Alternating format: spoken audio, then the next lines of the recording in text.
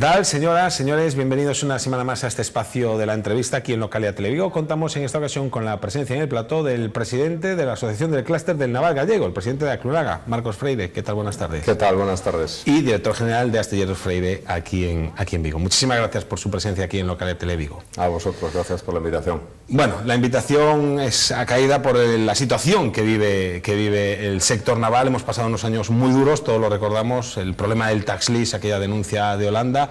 La pregunta ahora es en qué situación estamos, porque hablamos constantemente en los informativos de más carga de trabajo, de nuevos pedidos, barreras, los hemos visto en los últimos meses con esos mini cruceros de lujo, el astillero Freire, que fue quizá el que mejor capeó el temporal, y ahora mismo parece que es oro todo lo que reluce, o no tanto, no lo sé. ¿En qué situación está el naval gallego, en concreto el de Vigo, el de la Bueno, en retrospectiva está muchísimo mejor. Yo creo que se han dado pasos desde el punto de vista estratégico muy determinantes para que el sector pudiese estar en la situación que está ahora, que es una situación buena. Te voy a poner un ejemplo muy claro. El 2017 se cierra el año con aproximadamente 29 barcos o contratos de nueva construcción en Galicia, lo cual es un dato muy bueno con respecto al año 2016. Hay un crecimiento de un 24% aproximadamente.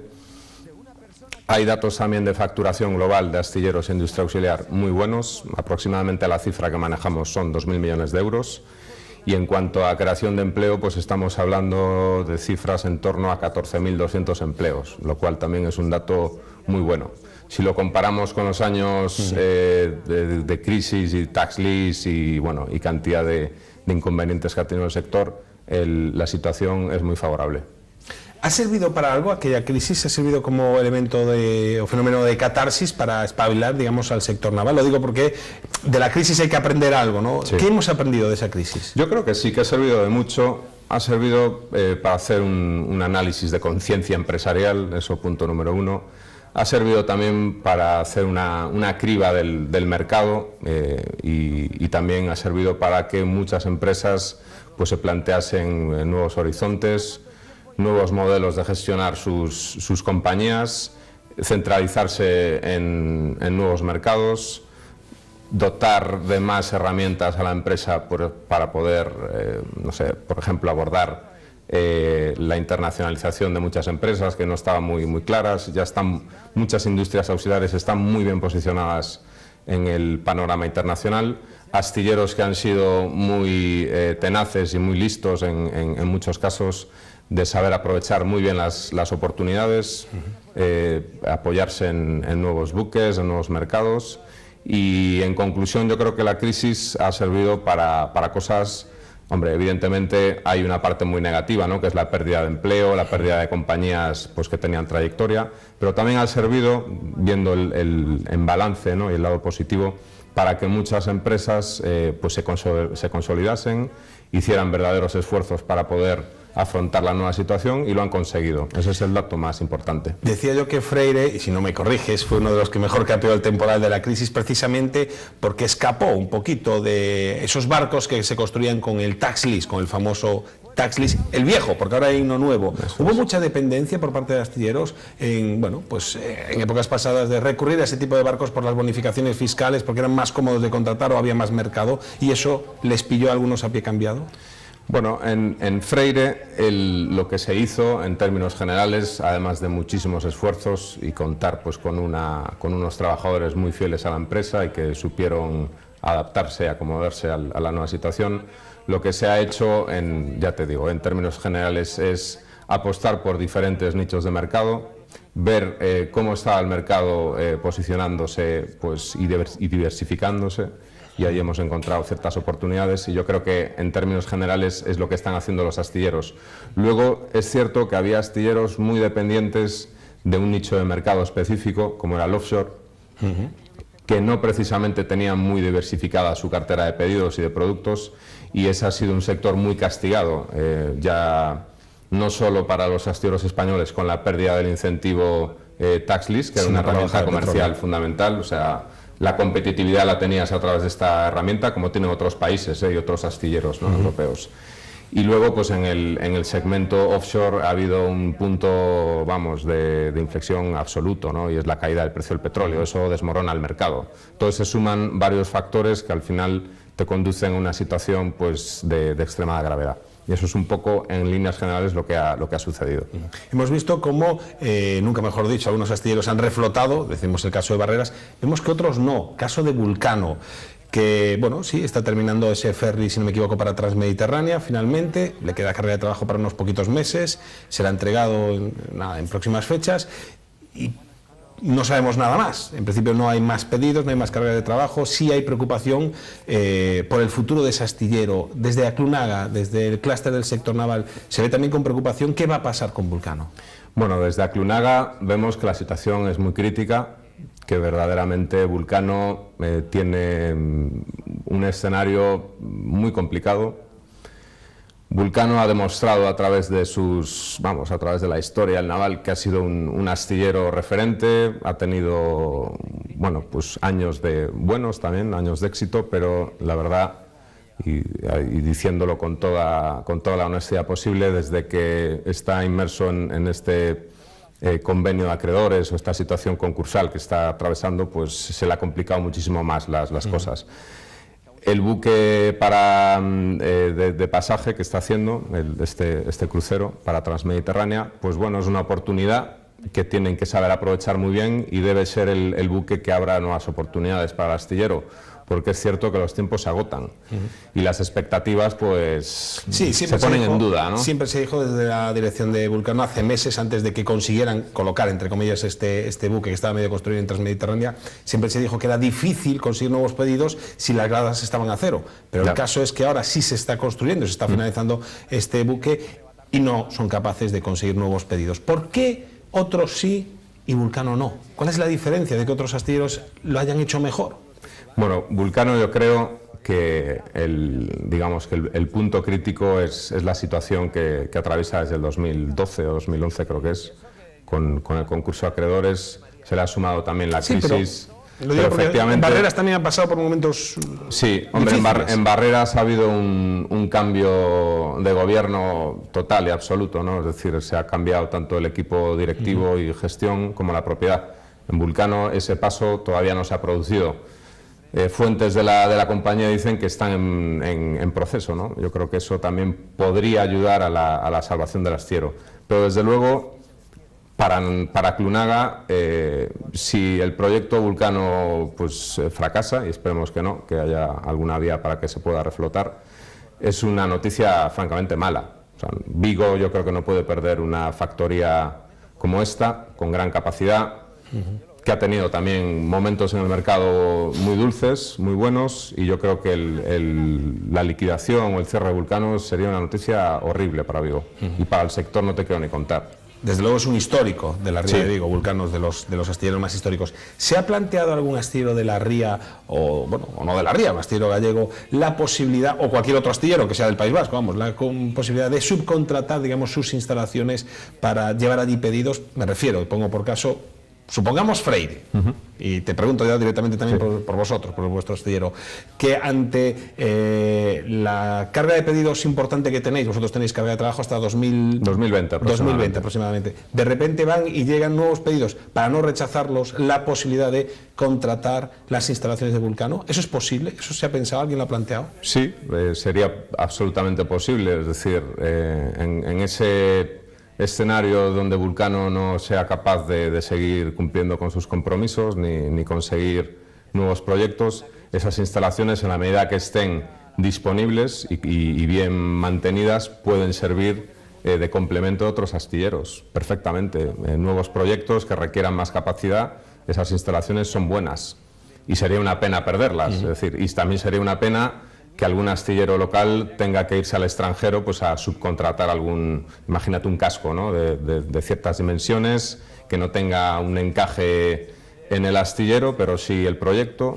Bueno, pues antes de acudir a otros astilleros españoles que están en una situación parecida, que Vulcano, o en el extranjero que hay astilleros especializados en fabricación de cascos, pues sería una oportunidad de oro, ¿no? Tener a tu disposición una factoría como Vulcano.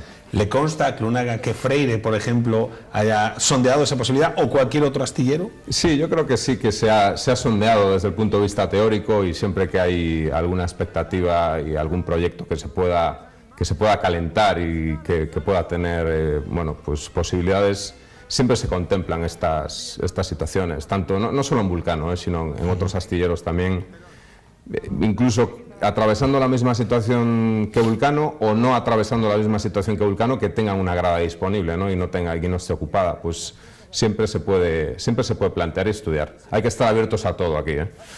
Y eso efectivamente podría ser una posibilidad, sí, ¿por qué no? Hay que tener amplitud de miras, obviamente. Sí, la estrechez al final nos conduce a lo que nos condujo. Amplitud de miras moderada también, ¿eh? No, el gran angular hay que saber medirlo también. Por cierto, sí, también se puede pecar por exceso, y hay casos en esta ciudad. Se distorsiona, ¿no? Y hay casos de empresas en esta ciudad, efectivamente. Hablamos antes del tax list, del viejo tax list. Tenemos un nuevo tax list. Decías, Marcos, que en este 2017 que acabamos de cerrar se habían cerrado 29 contratos. Sí. ¿Cuántos con el nuevo tax list? ¿Cuántos con el nuevo tax list? Pues mira... poquitos me da. No te creas que tan poquitos, cada vez más. No te puedo contestar al número, ni tampoco darte así datos más concretos, pero sí que te puedo confirmar que la herramienta se está utilizando ya, y tenemos casos de astilleros que lo están utilizando en 1, 2 o más pedidos, ¿eh? O sea que yo creo que eso también ha contribuido a este, bueno, despertar, ¿no?, del sector, a este repunte. Porque aquí sí que costó en los astilleros gallegos acogerse al nuevo tax list. Lo digo porque en el País Vasco y en Asturias, ahí sí, cuando se habilitó la nueva herramienta, empezaron ellos a construir nuevos barcos con el nuevo tax list, y aquí parece que hubo un poco de, no sé si hubo algo de rechazo, digamos. Yo creo que eso fue meramente coyuntural. Fíjate ahora lo que está sucediendo en el País Vasco con la naval de Sestao. ¿Quién lo iba a pronosticar, no? Pues seguramente empresarios vascos te digan, no, sí, esto estaba claro que iba a ocurrir, ¿no? Pero al final es una cuestión coyuntural. En ese momento los astilleros vascos, pues por otras razones, pues tuvieron más acceso a oportunidades que en Galicia no teníamos, y no te olvides que en Galicia hubo 2 o 3 astilleros que estaban en una fase muy crítica, y tampoco es un punto de apoyo pues para que se despegue. Pero luego también, y es un dato a favor de los astilleros gallegos, es que tenemos la capacidad también de diversificar. Es decir, un astillero gallego puede inclinarse en proyectos que necesariamente necesites el instrumento tax list para ser competitivo, y tienes otros proyectos públicos, como se ha visto es el caso de muchos astilleros, licitaciones públicas internacionales, donde ese instrumento no se utiliza. Entonces es bueno también diversificar, y no toda la vida es tax list. También hay vida después del tax list, y hay que ser moderado también eso. Lo que se decía de toda la vida, de no hay que poner todos los huevos en la misma cesta. Pues tal cual, lo has dicho tú perfectamente, vamos. Para que nos entiendan. Me sumo a esa conclusión, totalmente. Bueno, yo creo que es así además, hablamos al principio de los números que se habían barajado. Escuchábamos en días pasados al secretario general de ASIME, de la patronal del metal, diciendo que evidentemente vivimos buenos momentos, pero que hay determinados riesgos. Bueno, lo primero decía que sí, que estamos bien, pero que estamos al 60% de nuestra capacidad, y que todavía lejos de lo que fue el sector naval pues al principio del 2000 o en el 2010, por ejemplo. Efectivamente estamos ahí al 60% de nuestra capacidad. Sí, es posible que estemos... Sí, en ese orden es posible, pero yo creo que hay que diferenciar 2 cosas, ¿no? Una cosa son los problemas estructurales que pueda tener el sector, que yo creo que cada vez, bueno, se van corrigiendo, y otras cosas son las situaciones coyunturales, ¿no? Pues como es la escasez o el riesgo de escasez de mano de obra, ¿no? De eso te iba a preguntar a continuación. Eso lo he dejado así para el final. Es coyuntural. Es decir, el sector naval tiene una estructura lo suficientemente consolidada como para tener una industria auxiliar complementaria con mano de obra, caldereros, soldadores, habilitadores, etcétera, muy bien capacitados, y una estructura, digamos, estable. Otra cosa es que en los repuntes se necesite incrementar el número de trabajadores, y hay que tener en cuenta 2 aspectos fundamentales. Lo primero, ¿de dónde venimos? Y que en los años que hemos pasado por el desierto no ha habido políticas que hayan incentivado la formación. El sector naval ha perdido un instrumento fundamental, que era la gerencia del sector naval, que residía en Madrid. anexo al Ministerio de Industria. Desde la gerencia del sector naval y a través del Fondo Social Europeo había unos programas de formación estupendos, magníficos, y desde hace tiempo no se tienen, con lo cual no hay formación continua. Ahí veo un pequeño zasca a la administración, a las administraciones. Bueno, también la administración central ha sufrido su reconversión también, ¿no? Es decir, pues ha desmultiplicado órganos dependientes de ministerios, en mi opinión, y creo que la desaparición de la gerencia del sector naval no la veo muy justificada desde el punto de vista astillero, por lo menos. Yo creo que era una herramienta fundamental para nosotros. Luego hay otro punto importante también, que es el rejuvenecimiento de plantilla. Industria auxiliar con gente pues ya que tiene una edad, pues que están ya en procesos de prejubilación o jubilación, y realmente no hay cantera, ¿no? O sea, y eso hay que trabajar. Hay que trabajar en esa cantera para el sector naval, para las industrias complementarias, tener un buen abrigo de la administración, tanto regional como central, para promover e impulsar programas formativos que verdaderamente recojan las necesidades específicas del sector. No programas de formación generales, sino específicos, como teníamos antes, ¿no? Y luego otro punto súper importante también es que hay que trabajar por dignificar más nuestro sector. Nuestro sector muchas veces no está bien visto. Y eso no es atractivo para la gente que se plantea, oye, pues voy a trabajar en el sector naval. Y eso es algo, y es una crítica o autocrítica como astilleros, que debemos reforzar, que debemos trabajar, y además tenemos que configurar un marco que atraiga a gente que quiera trabajar aquí, y eso tenemos que hacerlo en conjunto con la administración pública. Entiendo que estando en una industria a nivel realmente internacional, mundial, lo que quería decir, puesto que uno concurre a concursos o tiene clientes de todas partes del mundo, también los trabajadores acaban en muchas partes del mundo trabajando, y ahí hay que ser competitivos. Es decir, entiendo que habrá habido cientos, miles incluso de trabajadores vigueses, gallegos, que estando trabajando aquí a lo mejor en el 2008, hoy en día están trabajando, pues no lo sé, en cualquier país del mundo, como caldereros, como soldadores, y que es difícil también traerlos de vuelta porque allí cobran mucho más.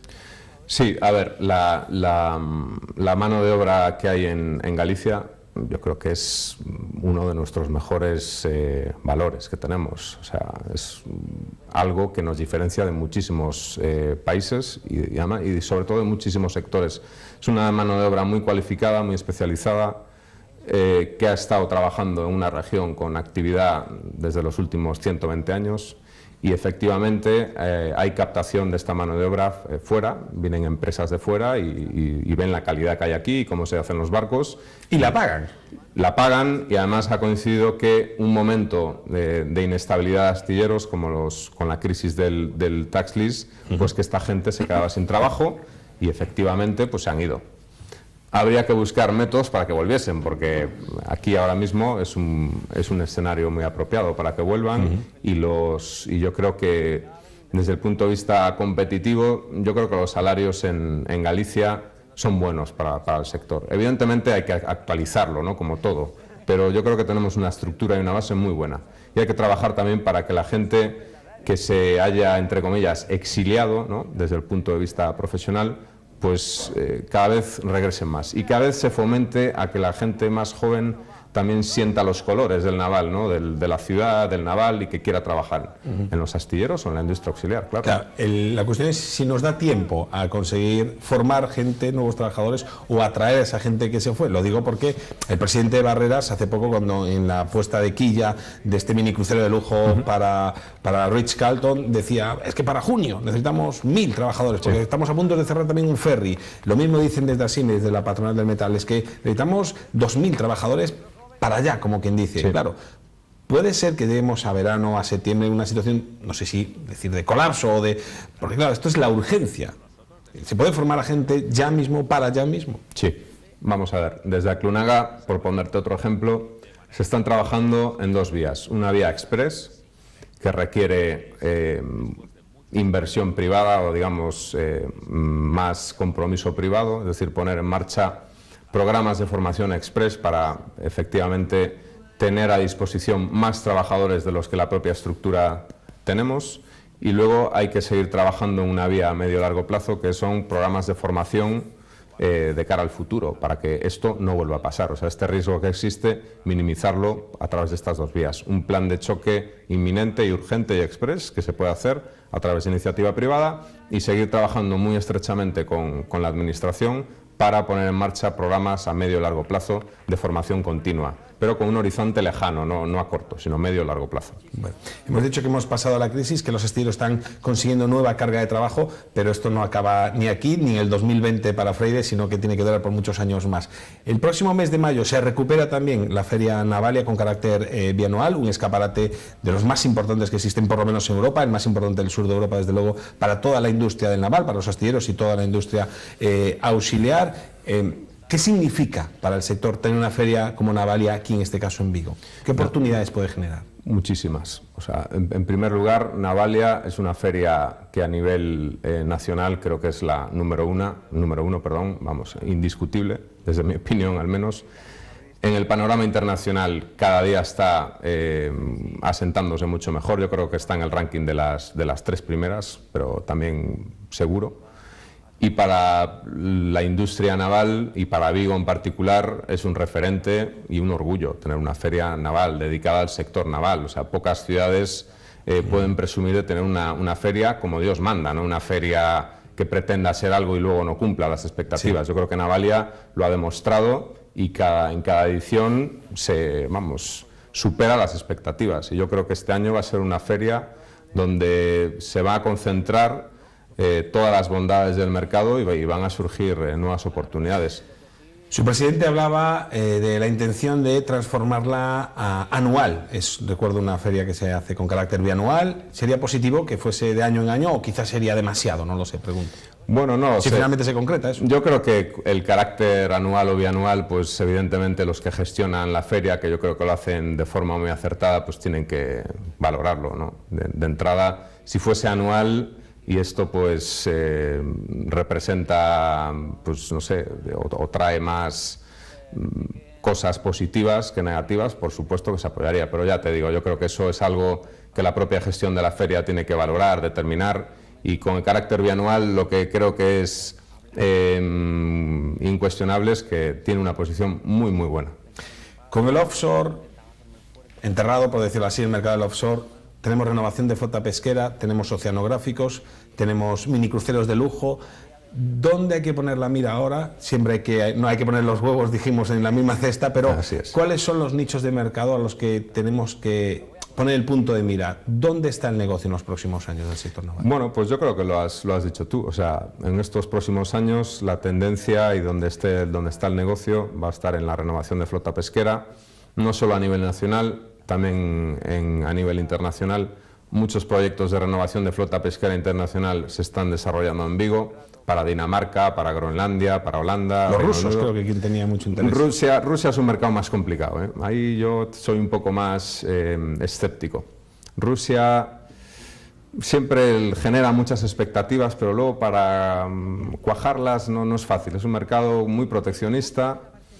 Y yo creo que el éxito para que un proyecto con Rusia prospere es una especie de proyecto con transferencia de tecnología, ¿no? Barcos que se puedan hacer entre Vigo y Rusia y se compartan, pues muchas cosas. No es un mercado muy fácil, y tiene sus complejidades.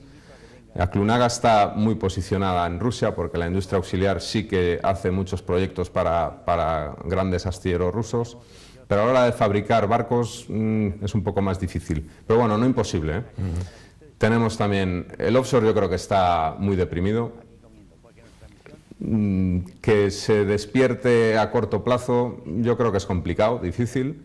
A saber también, porque el mercado te da muchas sorpresas también, pero de momento yo creo que está un poco más deprimido. Nadie sabe lo que va a pasar dentro de 5 años. No, yo creo que las energías renovables, pues yo creo que es algo que tiene pinta de que pueda traer más oportunidades. Yo creo que el mundo ligado al offshore es más complicado. Pesca, offshore más deprimido, lujo y transporte de pasajeros creo que es un binomio interesante. Barreras tiene un proyecto muy bueno, también de que la ciudad se debe sentir también muy orgulloso del sector. Es un proyecto único que se está haciendo en Vigo con mano de obra viguesa, con compañías aquí, nacionales y también locales. Y el cliente da caché. El cliente da caché. Luego, caché. Sí, luego hay astilleros también, pues como es el caso de Freire, muy especializados en buques oceanográficos de última generación, y eso también es un orgullo para el sector. Para cerrar la entrevista, en apenas un minuto, Freire, carga de trabajo hasta el 2020, pero entiendo que esto es como los clubes de fútbol, siempre se está viendo nuevos fichajes, siempre se está viendo nuevos contratos. Hasta donde nos puedas decir en qué está trabajando Freire, ¿se puede anunciar algún barco en los próximos meses? ¿Me lo puedes anunciar aquí, qué sé yo?